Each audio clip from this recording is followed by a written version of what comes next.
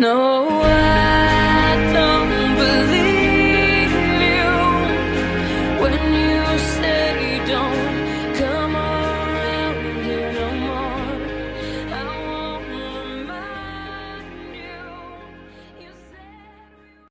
All right, welcome back. As promised, I'm joined now by Greg Greenfield. Greg's been on the show before. It's been a while. I'm so glad that we're getting an opportunity to do this.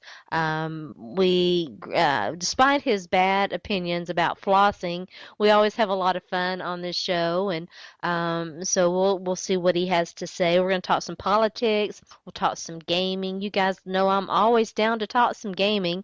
We are going to talk about flossing. I And have no idea why you hate science so much, I but have yeah, no idea why you get love into the having heart of the. I have no idea why you love having old food and plaque between your teeth. We're gonna get into Me? this. Let's not spoil it because that'll take up the entire show right there. The science behind you people who insist on flossing. Well, all right. Well, before we get there, let's start with some intros. And Greg is the currently we'll see how long that lasts with his bad oral hygiene, but he is the husband of my boo, Sonia Greenfield, who co-hosts my Tuesday night NFL female show entitled The Zone Blitz. And Sonia's been on this show before. In fact, Sonia was my very first co-host on for this podcast. So, and we need to get her back on here. So, Greg, come on in here. Tell everybody a little bit about yourself. Once again, just reintroduce yourself, and then we'll jump right into your bad takes on flossing. Yeah, being married to Sonya is probably my only real credential, so I'm writing that for all it is worth. But nope, I'm the other half of Mom 23RN, so I'm the dad component of that mommy component. Um, we're living here in beautiful, scenic Ann Arbor, enjoying a beautiful summer. It sounds like you're moving, though. Is that right? You can find me. Yeah, but we're just moving down the block. Okay. We're Right. gonna try to build a house next. So we're downsizing to upsize. Before we start moving on up, we're gonna move on down. So that's what I'm doing right now. In between brushing my teeth and rinsing my mouth and not flossing, I'm packing boxes. Um, so enough about me. Let's talk about the issues. Let's really get into this. Let's do.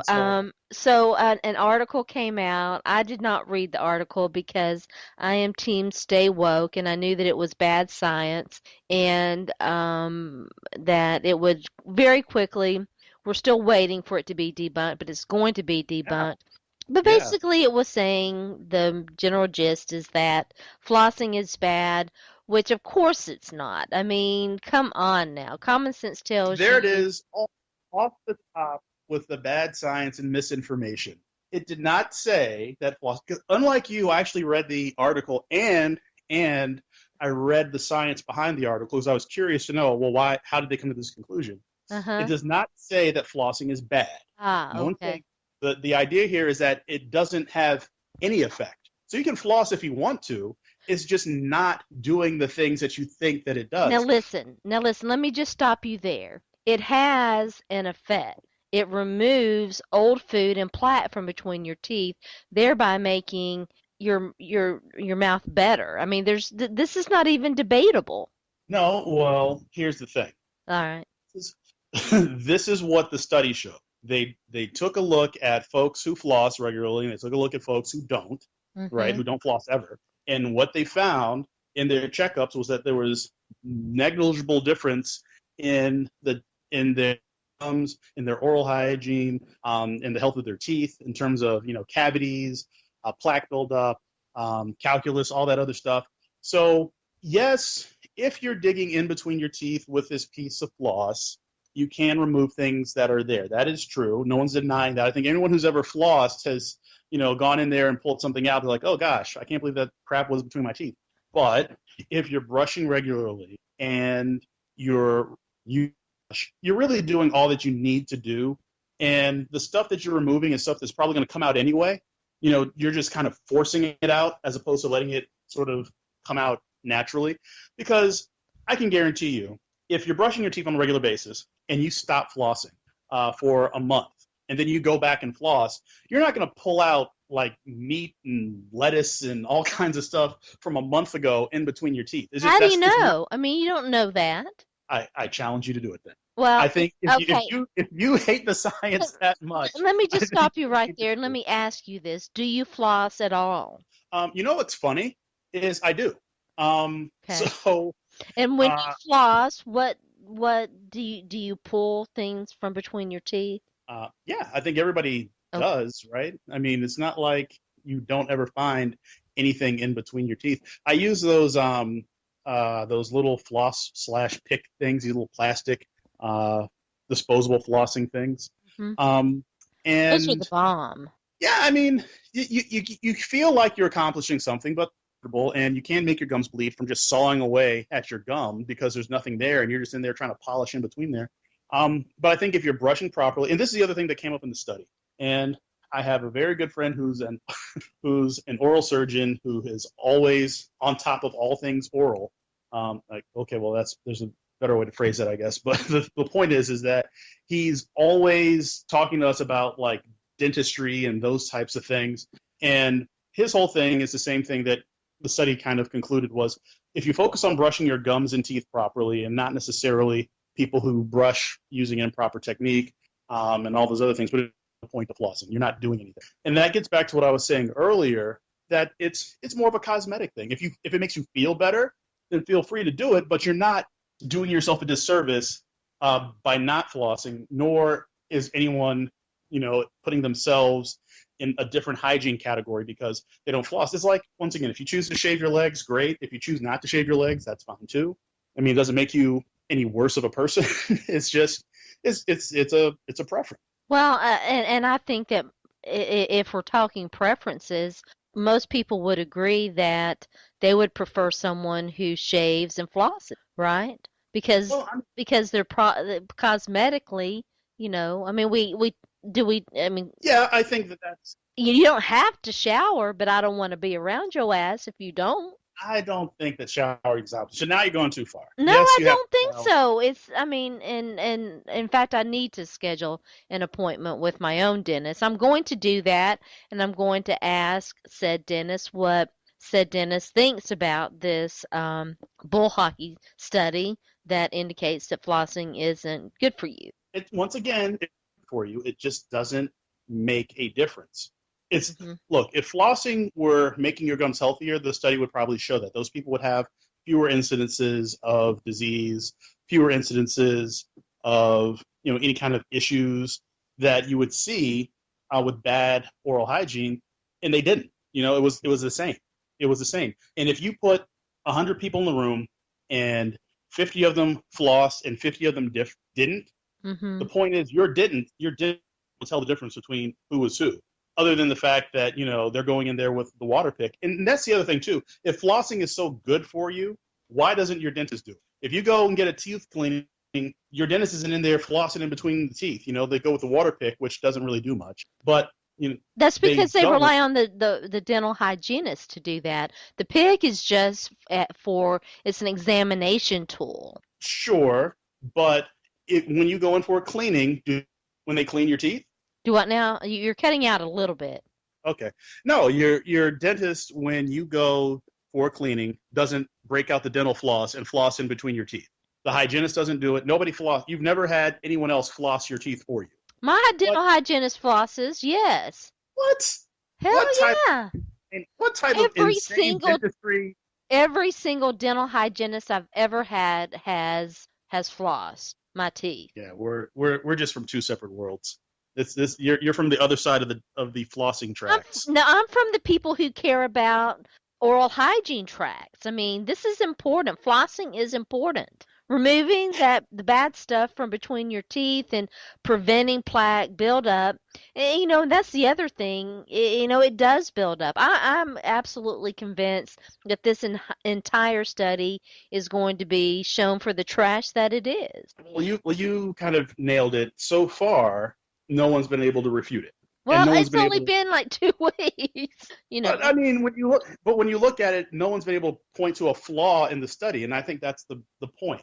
Is if the study is sound, Uh-huh. and it's a pretty simple study. It's really kind of like high school science fair level, science. I mean, we're not talking rocket science here. You Hmm. take a number of people, you figure out who the control group is, you change one variable, and you compare the results. And the Well, results are basically the same. So trust me, if there was a study that showed that it didn't matter if you exercised or if you did exercise, I think everyone would say, okay, that's malarkey. There's that study is terrible.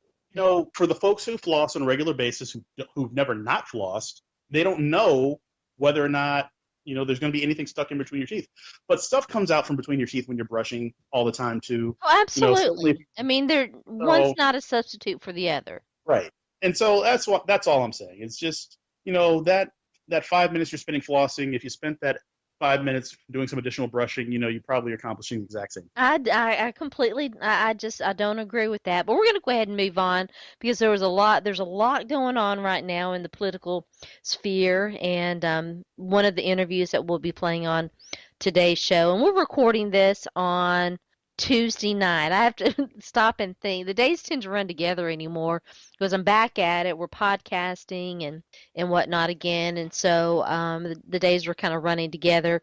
It is Tuesday night. We're doing this interview for the Wednesday podcast, and as the day went on today, if you were paying any attention to social media, you know that so we're living in kind of crazy times, and Donald Trump had, as he often does, had something to say that ended up being rather controversial. And and we're going to get Greg to, because Greg's been in the political arena, we're going to get him to weigh in on that. But I just have to say, and we talk about the politics in the election a lot, but one of the and I think that this is part of it. One of the intended consequences of what he does is all this free advertising that he gets. I mean, There's that. I'm The sorry, go funny ahead. thing about yeah, no, the funny thing about the attention that he gets Hmm. and how much he seems to have sway with the media, and how much he has now really become the main attraction of this entire election cycle, is that we're not really 100% sure what, or at least if you're like me, you're not 100% sure what his true end game is. Hmm. I'm not going to win. In I don't think fact, I don't think he wants to win either. I really don't think he wants the job. I mean, he wants the attention. But I'm literally terrified of what he would do if he got the job. I think that he sees the advantage of winning the Republican primary. I think he sees the advantage of even perhaps winning the presidency. What God advantage help, would what but advantage would there be in it for him besides, him getting the power rush that he seems to enjoy? well, I mean, there's no better job in the world than being the president of the United States. So obviously, there's an advantage. I mean, if you have the choice of being the president or not being the president, you're going to choose to be the president every time because you won't have an opportunity to do it again. And we've talked about in my circles what the long game for Donald Trump actually is. And without getting into his entire backstory and his with the Democratic Party before he became the nominee of the Republican Party and all those other things, I've really kind of boiled down to two possibilities. There's two distinct things that are happening. Okay. One is he is simply, like you alluded to, just taking all of this free advertising, making himself into the world's biggest celebrity, Yes. whether you love him or hate him. And then he can, after the election is over, he will be able to flip that into some very lucrative opportunities, particularly going Like who what? Donald Trump was. Well, Like I what mean, though? okay, this is really Sarah Palin on steroids at the end of the day. Sarah Palin went from a nobody that nobody knew who she was to this highly marketable voice of the conservative movement of the Republican Party, not totally embraced by the entire party, but I mean, no one is totally embraced by the Republicans anymore. They're pretty fractured as it is. But she was able to leverage being not presidency on the ticket to an entire career outside of politics. She became a commentator. She's making way more money now than she ever was as the governor of Alaska. So, I mean, there's a lot to he said about what Donald Trump might be able to do post this election, particularly when you figure he's tapped into a core group of followers now. Now that A we'll core agree group on. of people, Yeah. of people who will continue to follow him and see him as a messiah, regardless of whether or not he even delves back into politics. It's important in today's America to have sway over people. And if Donald Trump tweets something, people are going to see it. And if Donald Trump says do something, there are millions of Americans that are going to do it. If Donald Trump says believe something, there are millions of Americans who are going to believe it. Now, unfortunately, these people aren't for marketing purposes. I mean, they tend to be uneducated. They tend to be lower wage earners. They tend to be in parts of the country that most people don't associate with marketable opportunities. But that's not all of them. I mean, that's some of them, but that's not all of them. So he's certainly going to have sway in places that he might be able to monetize fairly easily once this is all over. We don't know. I mean, heck, he's more or less, he could create his own news network for all we know, and think of how many people on the conservative side would flock to it. You know, I mean, Trump News would be just as big, if not bigger, than Fox News if he were to launch it in the next 12 months. But that's, I don't know that he'll do that, but those are the types of opportunities that await him. I mean, certainly he's not going to go back to, you know, The Apprentice or anything like that. I think he's grown his star beyond. And if he does get back on television, the ratings will be through the roof. I mean, the ratings are already through the roof no matter where he goes. And anytime he speaks, it's the political event. So, yeah, I do feel as though he's got some options there. So that's one possibility. The other possibility, you know, and when I was working on campaigns years ago, this was one of the things that we kind of talked about, particularly when I first got into Michigan, and I was around when Kwame Kilpatrick was beginning his career. And we talked about some of that because his mother was already in Congress, him becoming after having been a state rep in the Michigan legislature, they started already talking about how they could leverage this legacy. This was a campaign night. This was election night. They're already talking about it. And they already had these visions of being, you know, the Kennedys. I do think that based on the response to his kids, this could, the long con here could be that Junior gets elevated very electable position, you know, in 2 to 4 years, rather, and perhaps even could run himself. You know, I mean, when you compare how most people respond, particularly moderates and even liberals respond to Donald Trump, to how they were able to respond to Ivanka and her speech, you know, and how much more palatable everything sounded and how much more reasonable everything sounded. I mean, he could be setting up his kids to have much bigger, more lucrative careers if he hadn't run for presidency and, you know, done all these crazy things to draw all the attention. Oh, I definitely think that we'll see his kids do something, you know, politically, which is a scary thing. But again, I ask you, I mean, he's done The Apprentice. He's got, you know, I mean, we could spend an entire day talking about the successes and failures of his, you know, business entities, his business empire, so to speak. What will after all of this? What will the only thing I can think of? I mean, will he, you know, do some sort of trash show on Fox, or I mean, what will satisfy him? Well, the one thing about Donald Trump is that whether you love him or hate him, he certainly knows how to keep himself on top of, on the winning side of a negotiation. He tends to walk away winning more than he loses. Even through the bankruptcies and failures of his businesses, it never prevented him. None of those things prevented him from moving on to his next project.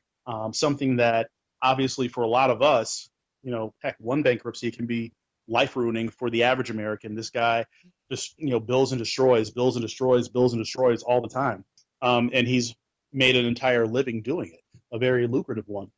So I don't know that the next evolution for him is that same thing. I think that the next evolution is going to be something completely different that will probably surprise a lot of people. I don't know that he's crazy. I don't believe he's crazy. I think he's a showman. I think he's shrewd. I think this is all an act. I refuse to believe that this man is insane. I just don't buy it, because insane people don't do things that are so calculated and I think so he's a well me- thought out. I think he's a megalomaniac, Oh yeah, which I mean, and personality disorders. It's such a, and I've talked about that on the show before. It's such a fine line.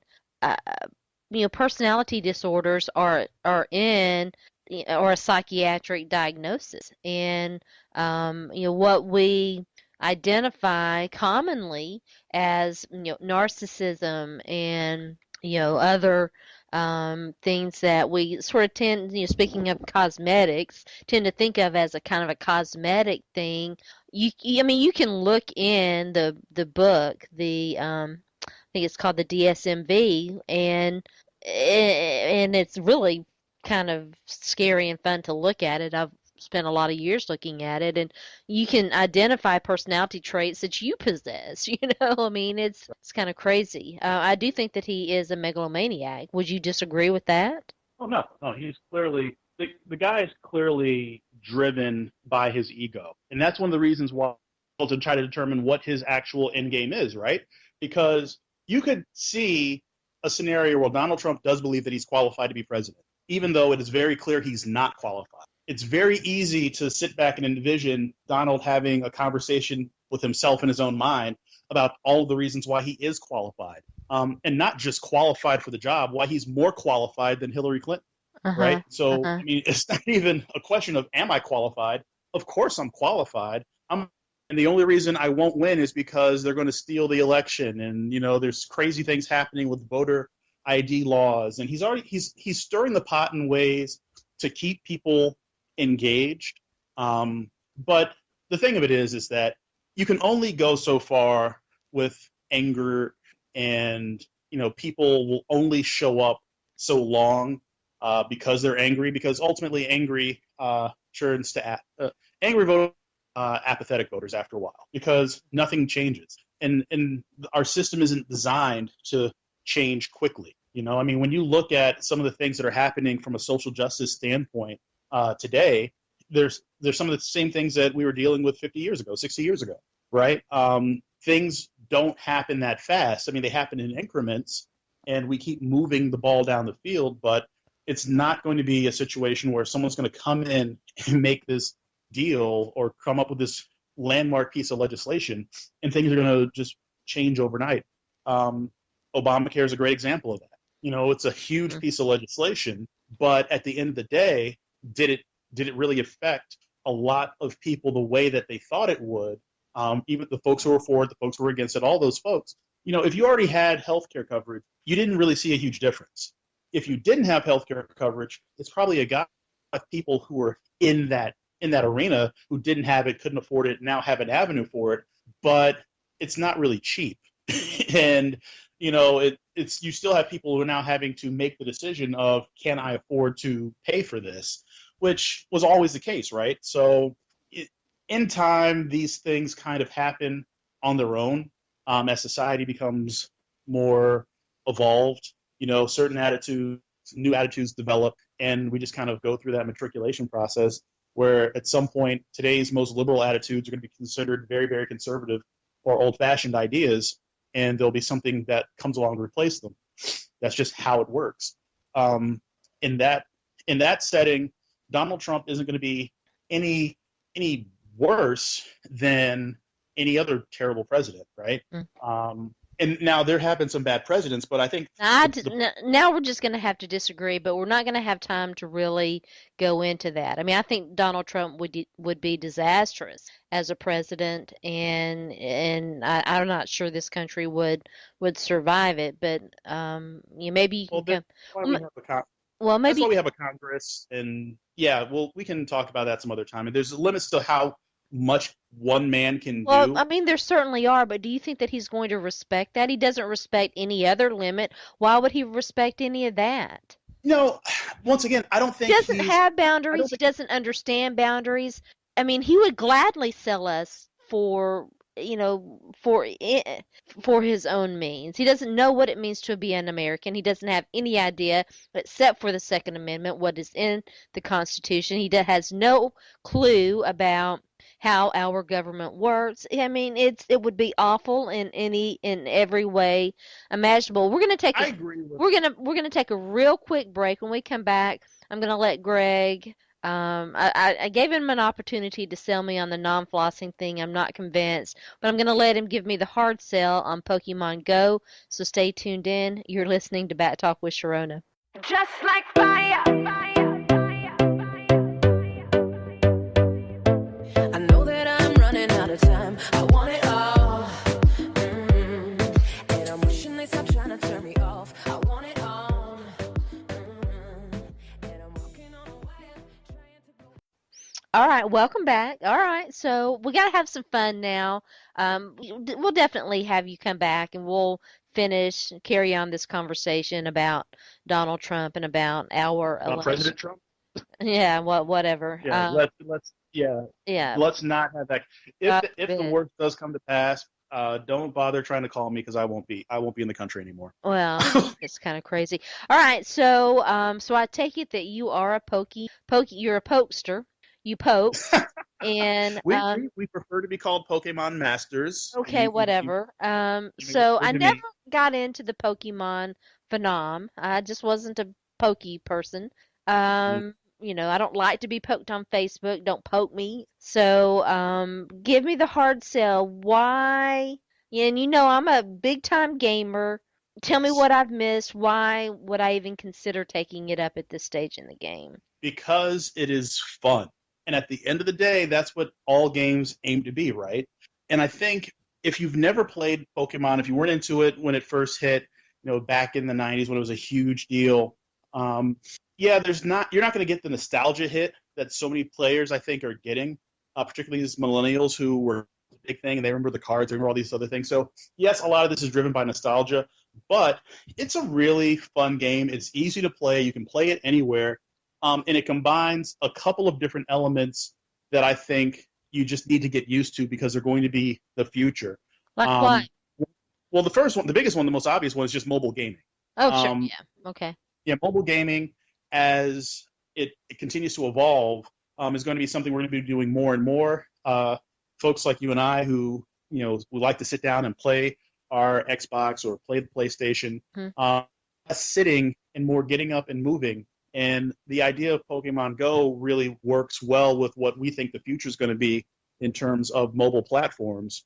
But yeah, see, I don't know. And I know because you know that I game and I write about gaming and all that. And I know that there is a train of thought, a thought process that suggests that at some point consoles will be obsolete, but you know, I think what we're seeing now is that console makers are moving toward consolidating those two things, and what you can play on your console you're going to be ultimately you'll be able to take with you through your mobile phone or through a streaming type service. And you know, with Connect and whatever, and with it, more advances in virtual reality, I mean, the possibilities are limitless. Right, and it's so great. It does a great job of working in the VR overlay.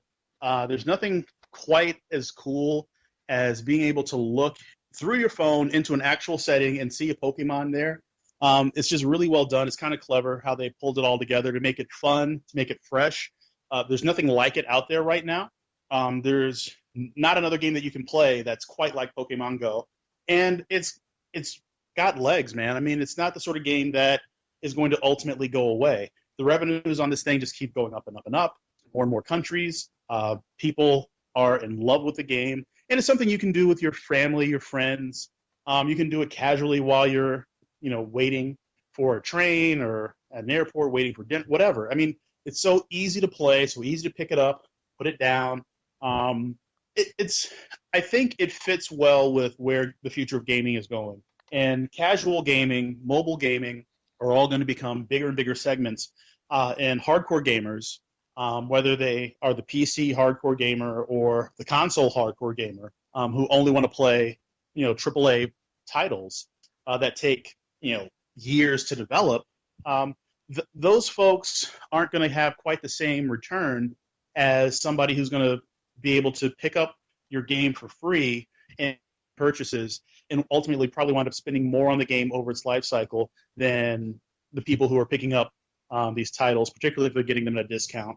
You know, it's just there's a lot to get behind See, the I entire see it concept. more as a supplement as opposed to being a replacement, if that makes any sense. I mean, I can see, and I've played mobile games. I mean, who hasn't played, some sort of game on your phone or whatever while you're waiting in a doctor's office or, whatever. Um, so, and I understand, it's definitely a movement and a wave. I wonder how long Pokemon Go is gonna. I mean, it's kind of like the next fad thing, and I wonder what kind of staying power it has. Um, Fair enough question, but I feel like it's going to be around for a while. I don't see this going away. And when you look at things like Clash of Clans and all that kind of stuff, that games that have been around for a while, I don't think that this is going to kind of peter out like Candy Crush. I Uh-huh. think that the brand is huge. I mean, hundreds of millions of kids grew up with Pokemon, grew up collecting them, and always kind of envisioned at some point, being able to catch them all, right? That was the whole thing. So now that you can do that as an adult, like getting to play with my kids is fun. Going out and collecting is fun. And the way that the game drives foot traffic, I think, is the other big part of this, the second piece of it. Mm-hmm. Because you need to go to actual locations to catch the best Pokemon and have the easiest time catching them, Mm-hmm. it's a tremendous driver of foot traffic, and I think it can completely revolutionize how small businesses advertise. One of my clients is a guy that owns a comic book store who was huge into Pokemon and importing them into the States back in the 90s. He has a location at his store where he can just sit there and for I think it's less than $2 an hour, attract Pokemon. And these players come to the store to collect the Pokemon, and while they're there, they'll pick up some comics, they'll do some other stuff because they were going to do that anyway. But it drives foot traffic, and it's so much cheaper than traditional advertising. It's really disruptive potentially to how we even envision marketing, right? Because what is the thing that we've learned to hate more than anything else? Commercials. We Mm-hmm. don't like being sold anything, and it doesn't feel like we're being sold something when you play Pokemon Go. But when I'm going to a bar for the first time ever because it's a Pokestop and I've never been there, or I'm making a decision where to have lunch. Well, this place has a Pokestop and this place doesn't, so I'm going to go and spend a half hour eating lunch and playing Pokemon, right, at this location because it has a Pokestop. It's really potentially high. I think that there's a lot to like So about it. basically, it's just another branding deal. Not Hey, really. catch a Pokemon and buy something. Not really, because not all the places that you can go and catch these things are places you can even buy. Here's the Is really, okay. Well, really let me quick. let me ask you this though: Are there any pokes? What do you call them? They're Pokemon. Are there any They Pokemon way out in BFE where there's nothing around? Yeah, absolutely. Okay. Here's a story of how the game even came about. There was a game at one point called Ingress that Niantic, the company that makes this game, did originally. And it was basically a giant beta test. And what it was kind of like Foursquare. You go in some place and you kind of check in. And so what happened was all the places that people would go would be places that were of interest to them. So like here Yeah, in Ann Arbor, I dumped Foursquare when it became whatever it became after that and was dumb. yeah, and with Ingress, people would go to places where there was particular arts, or they would go to these places, and those places ultimately became these Pokestops and these gyms. So, me and the kids went collecting Pokemon at a graveyard the other day, right? Because someone had made all these stops at all the very interesting, ornate tombstones. So you're watching a cemetery that has virtually no traffic suddenly just a circle of cars as people are circling around, driving real slow, collecting all the Pokemon, and then they leave. It's just like a non-stop loop of traffic. So yes, Sounds insane. there, but it's driving traffic. Oh, all right. Well, I mean, You don't have if that's your to add it to thing, erase it. hey, I mean, like, more power to you and all of that. I'm perfectly happy sitting here, playing, whatever. By the way, I want to play this new game, but apparently it is only available on, you can only stream it on Windows 10 or on the PS4, which I do not have. And it's, No Man's Land, I think is what it's called. No Man's Sky. No Man's Sky, yes, yes, No yes, Man. yes. Which reminds me like so much of Mass Effect, right? And so like a chill version, I suppose, of Mass Effect. So like I totally want to play it. Yeah, I think these open world type games are becoming so common. But that's You what need to use appeals to me. I mean, that's what appeals to me. No, I think that there are a lot of people who like those things. I tell you, I like a good campaign. I'm the sort of guy that I don't want to spend too much time on the sticks when I play. I want to power through a campaign. Okay, I got the experience of completing this game. I'm one of those guys that likes to 100% complete the game. And then if I enjoyed it, I'll play it again. I'm a completionist too. Yeah, I mean, I'm a completionist. I like to, but I don't feel like I have to. I want to experience the game, and so like I waste countless hours just running around looking at things, looking for things, looking at things, and I don't feel like I have to rush through it. So I mean, I guess we're just different type of gamers and what have you. All right, so well we unfortunately we're running out of time, and because we are only going to do a 2-hour show, we're going to have to call it quits. But I hope that you will come back soon and we can finish. Maybe by that time, the poor science behind this flossing stuff will have been completely and thoroughly debunked, and we can talk about that. And maybe you can continue to try to convince me that I should try to catch a pokey somewhere or another. Poke, poke, poke. I don't know. So, well, tell everybody where they can find you out there on social media. Sure. You guys can find me on Twitter at NoKidsAnd3Money. That's no kids and the number 3 money. You can also, I think you can also find me the same place on Instagram if you guys are Instagramming. Avoiding Snapchat for a while with everything that happened with Draymond Green. I think it's best that I stay away for a little bit. And but you can probably find me there at the same name. So no kids, follow me. Everyone follow me. We'll go catch some Pokemon together. It'll be great. When's my boo gonna be back? Who cares? Saturday. No, I'm gonna tell her you said that. Saturday, she'll be back. All right. After all the moving's done, she'll be right here. She's a smart woman. That's why I love her so much. All right, we'll give her a big old hug when she gets back, and thanks for joining me. Oh, thanks for having me. Always a pleasure. All right, good night. Thanks.